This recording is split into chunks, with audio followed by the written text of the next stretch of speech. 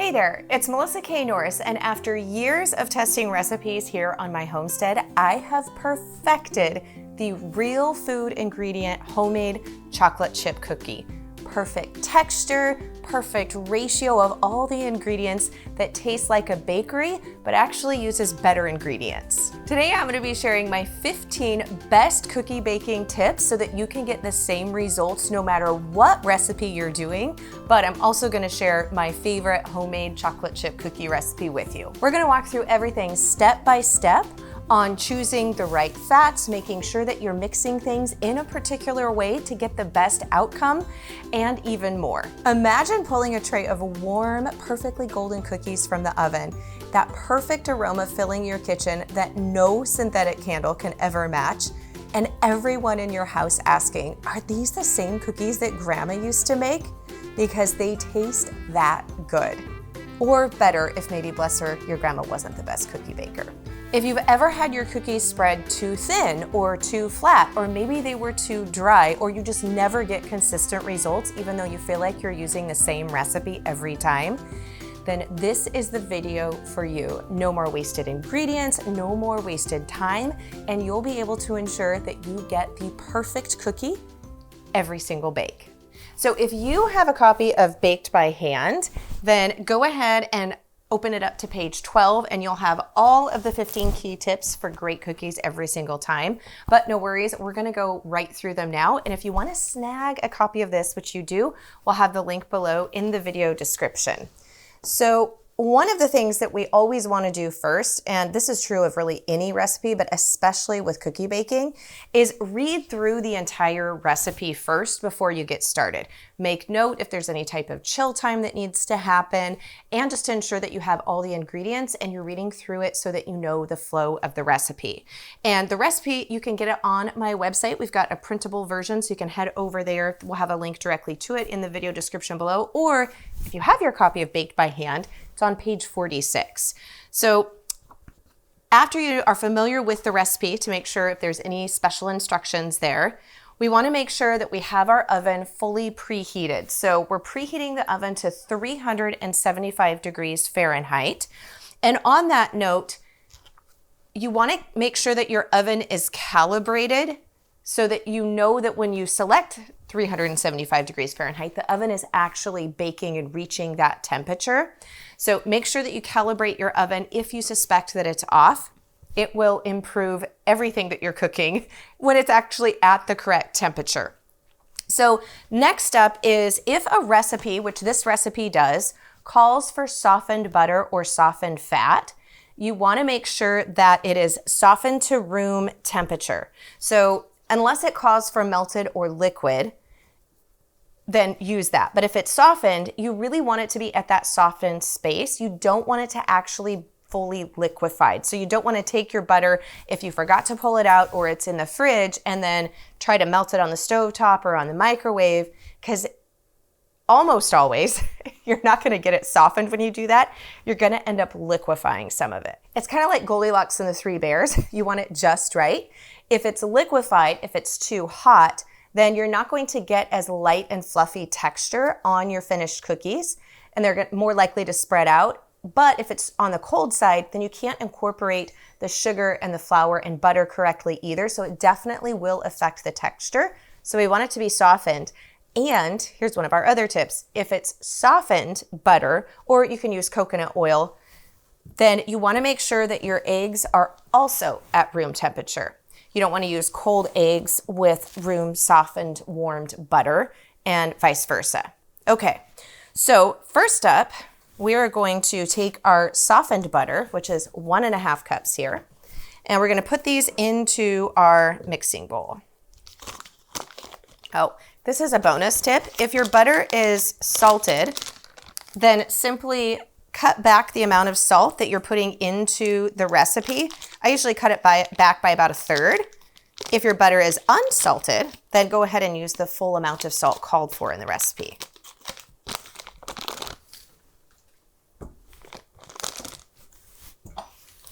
So this recipe uses both brown sugar and regular sugar. However, I always use it's evaporated cane juice. So this isn't your regular white table sugar. This is an organic, less processed sugar. You can see it's a little bit golden, still has a little bit of the molasses in there. It's not pure white. I get this from Azure Standard, who is also a fabulous sponsor of this channel and podcast, and they have great bulk ingredients at fabulous prices. And if you use coupon code Melissa15, you can get 15% off your first order of $100 or more. This is where all of my ingredients that we don't produce here on the homestead, and I do not produce my own sugar, flour, or chocolate or vanilla here on the homestead, and I get from them. So we're going to take both our brown sugar and our regular sugar, even though it's not the same as white table sugar, and we're going to put that in. And then we're going to cream these together and get them fully incorporated with our butter.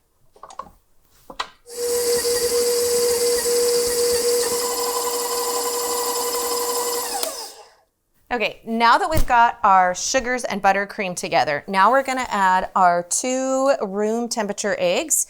And why this is important is because if these eggs are cold and then you add them to this, it's gonna make the butter, it's going to reharden and kind of seize, and then it's going to get lumpy and you're not going to be able to fully incorporate everything together all throughout with the ingredients and the flour, and then you get like these weird pockets of bites.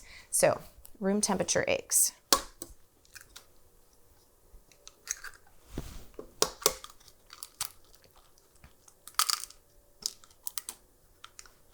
So we're going to add our eggs and our vanilla because this is essentially all of our liquids.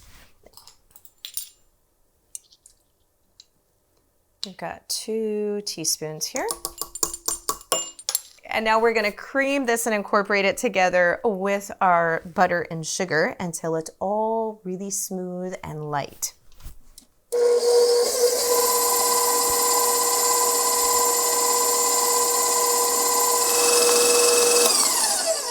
So we've got all of our wet ingredients fully creamed together. So now it's time to add our dry ingredients. Now, depending on the texture of cookie that you like, that is going to depend on exactly how much flour you add to the recipe. So for this recipe, it calls for 3 cups. So usually what I do is I add 2.5 to 2 3/4 cups of flour first, not the full amount, because you can always add more flour in, but you can't take it back out, to see what the texture looks like. So we'll go ahead and do that first. And here, I just put this flour in so it's not compacted. And we're gonna do our scoop. You could also spoon it in. And then we're gonna go ahead and level this off. Okay, so here we have cup number 1. And I gotta be honest, I do not ever have one bowl for wet ingredients when I'm doing cookies and then another to mix the dry ingredients together and then combine them, because I really try to keep the dishes that I hand wash, because we don't have a dishwasher. Therefore, all of the dishes are hand washed to a minimum. So if you like a thinner, flatter, chewier cookie, then that's actually where you're going to use less flour.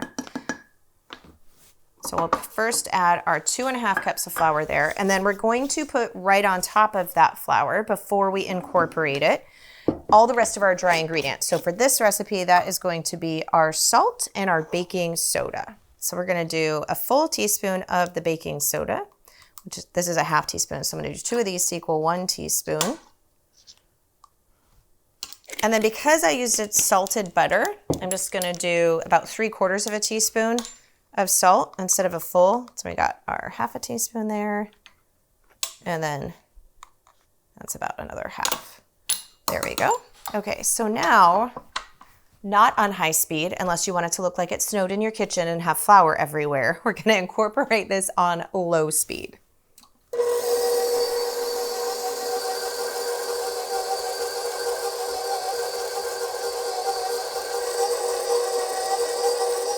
So this is where I'm just gonna kind of feel the texture of the dough. Cookie dough, when it's a drop cookie, which is what a chocolate chip cookie is a drop cookie, you don't want your dough to be super like a thin batter or battery. Like, see how this is actually fairly stiff. The dough, like, definitely it holds its shape. I could shape this into a ball and drop it and it's gonna hold. So I'm gonna do a test batch. I'm gonna add our chocolate chips in. You always add your chocolate chips in at the very end. So we'll do a test bake batch first on just a couple of cookies to make sure that we are happy with the amount we've added of flour and we don't need to incorporate any more before we go ahead and bake up the entire recipe. Now, once you can tell by looking at it, and that's just something that comes with experience, I don't do test bake batches anymore. I can pretty much tell by looking at the dough like, oh, yep, this is exactly the texture where we like it. I tend to like the softer a softer cookie rather than the thin and flat and chewy. But just so that you can see what that looks like, we'll go ahead and do our test batch today. So we're gonna add our chocolate chips. Now, because this is it's a cookie dough, and it's a thicker cookie dough, I do not pre-coat my chocolate chips with flour before adding them to the cookies because the chocolate chips don't sink down into the dough. They still stay up and are incorporated all throughout the dough.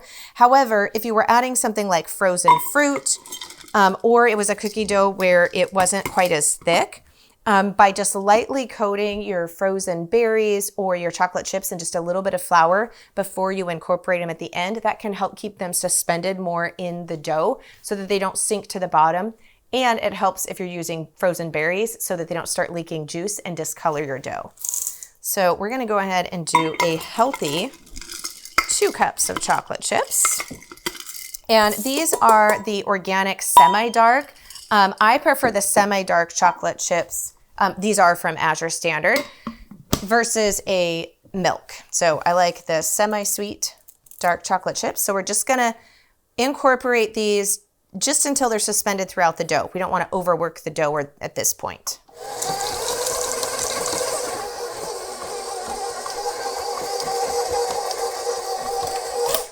Now, the next tip is we're just doing a test batch of 2 cookies to see what we think of the texture and if we want to add more flour or not. But when it says a spoonful, which is what you're going to see for most drop cookies is a spoonful, it doesn't really matter what size of spoon. Obviously, the bigger amount of dough, the larger the cookie you're going to have. What really matters is that they're all the same size of spoonful that's going on your cookie sheet so that they bake evenly. You don't want to have one that's kind of big and one that's on the smaller side because the smaller side is going to get done faster than the larger one, and then all your cookies aren't going to be the same texture. So I like to use an ice cream scoop because one, it's easier to get your dough in here versus if I was using a tablespoon like this. This is much easier to control the exact size of all of the balls of dough. And as long as it works correctly, the little release on your ice cream scoop will help those little balls of cookies dough drop evenly onto your sheet. So we're gonna go ahead here and get our first one. So we have our 2 test ones. We're gonna go ahead and put these in the oven. Now the bake time says 8 to 10 minutes. Always check them at the shorter minute part to see if they're actually done. Don't set it to the longest part because it's very easy to overbake cookies. We can always put them back in for a few minutes, but sadly, if they're overbaked, there's no undoing that. Now, when you have a single sheet or pan of cookies, we're always gonna put it in the center on the center rack in the oven for baking. Okay guys, so this is at 8 minutes. So this is how you tell if your cookies are underbaked. If they're still shiny in the center, you see how that's still shiny? Any shiny wetness in the center means that this is not finished baking yet and it's gonna be raw. So we're gonna put this in for just 2 more minutes. Okay, so now we wanna check these. Okay, so you see in just 2 minutes time, we've got golden brown now on the top. It's no longer really shiny. So these are perfect and they've not spread out too much. So we've got like that crispy outer, but they're gonna be nice and soft in the center. So here's one of the keys though for your cookies is only leave them on the cookie sheet for 1 to 2 minutes when you take them out of the oven. So I'm gonna set this here while I get my cooling rack out. So we just leave them on here for 1 to 2 more minutes because the bottom of the cookie will still continue to bake. And if you leave them on the cookie sheet to cool all the way, not only can it over bake it, but then sometimes they can also stick to the cookie sheet. But we want to leave them on there for just a minute or two to finish off any of the baking process in the very center. And this is how you get that perfect, still soft in the center, but that nice crispy edge. So we're just gonna take those, transfer them to the cooling rack to finish. Now, this is the next tip. So I'm really happy with these. They didn't spread out. They're gonna be that great texture. So I'm not gonna add any more flour. And that's really what that test bake was for, is if these had really like spread out flat like a pancake and were kind of all running all over the place, then I would add more flour. But these did not. They're great. However, you don't wanna put your cookie dough for the next batch on an already hot cookie sheet. So we want to make sure that we've got our second cookie sheet. So I'm going to set this one here so it can cool off. And you really only need two, and then you can just rotate between them. So we're going to go ahead now, because this one is cool. We'll let that one cool, and we'll get our next full cookie sheet batch loaded of chocolate chip cookies. So we have got this batch that is going to go in, and one of the things that you want to remember is these are actually cookie sheets. So there's just a rim here for you to grab when you're sliding it in and out of the oven. However, you can use the rimmed baking sheets that have the small rim all the way around, but you should not use something deep like a 9x13 pan. It should be a very small, shallow rim so that the airflow of the heat in the oven while it's cooking is even and can make sure that the cookies get baked correctly. Now, if you are wanting to bake a lot of cookies at once, then you can tier them. So you would move, instead of the center rack when you're doing one sheet being in the center, you would move it up one, and so then you'd move this bottom up, and for half of the cookie baking time, you would put your cookie sheet here, and then halfway through you would flip-flop them, right? So that you've got part of the time it's baking on the high part, and then the last half it's on the bottom, and vice versa. And you also want to make sure when you have your cookie sheets in the oven, especially if you're using two sheets at once, that you've got some space between the door and the sides and the back of the oven, like 1 to 2 inches all the way around, that they're not touching and is crowded, so that everything bakes correctly, gets even temperature, all those kind of fun things. And that's going to ensure that you have really even baked cookies and not like some burnt, some hard, some more soft and raw. So we're gonna, again, do these for our 8 minutes, and then we'll check to see if they need any more bake time. Now, one of the other things that you can do is this makes a pretty large batch of cookies. And so oftentimes I will just bake 2 sheets and then I'll freeze the rest of the dough. And we have got a whole article and podcast actually on different ways to freeze dough. Cookies are just one of them, to make the holidays and or your life in general just easier by having that homemade dough on hand. So we'll link to that beneath this video as well. So here we have got our full sheet of homemade chocolate chip cookies, and they smell so good right now. They're too hot to eat, and we need to let them cool on our pan here for a couple of minutes before we get them on the cooling rack. So honestly, there is no greater gift than learning how to make delicious homemade cookies. However, I love getting and gifting mixes in a jar, homemade mixes in a jar. I think it's a great gift to give to somebody, especially if you're introducing them to learning how to cook from scratch. So we have created these really great little labels so that this is to go as a gift where you've got all your ingredients in the jar for someone, and then this little tag, not only is it super cute, but it tells them exactly how to make the cookies from the mix. So we have got a special holiday bundle where you can get the print and digital copy of Baked by Hand, plus you get these do-it-yourself mixes in a jar labels, and we've got recipe cards that you can print out too, because the goal is somebody will try the homemade mix in a jar once and then forevermore want to make the homemade version only. So we're running this through the holidays. You can click the link below and go and check that out. And regardless, I've got the free recipe for you of these cookies over on the blog. So happy cookie making.